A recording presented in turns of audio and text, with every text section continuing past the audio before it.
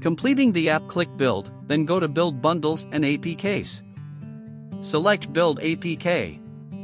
Notice at right-hand corner it will say Gradle Build Running. Click it to show more details.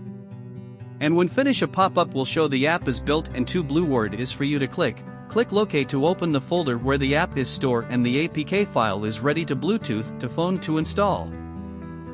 There are many ways to upload to your phone: USB, network sharing, OneDrive. I will skip on this and continue to app publishing. Now you have APK tested on your phone. When it is tested okay, you may need to build another type where Play Console would allow you to upload. Go back to Build menu and click Generated Signed Bundle. Choose Android App Bundle. As I already created the key, now I start fresh. Click on the button Create New. The first box is where you store your key. Click on the folder icon to browse. Beforehand I already created a demo folder, so I will select this location.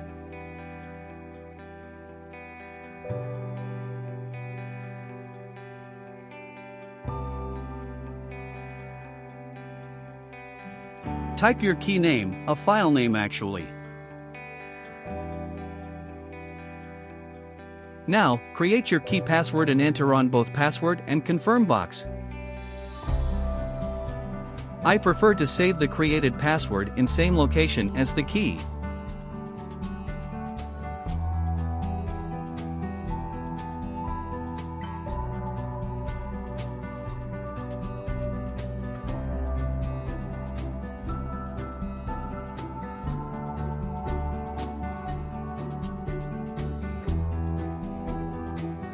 Next is the alias password.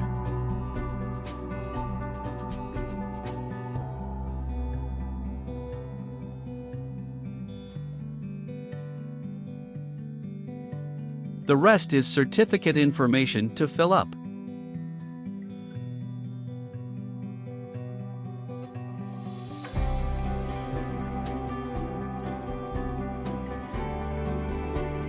I unchecked due to this is demo. You may check the remember password.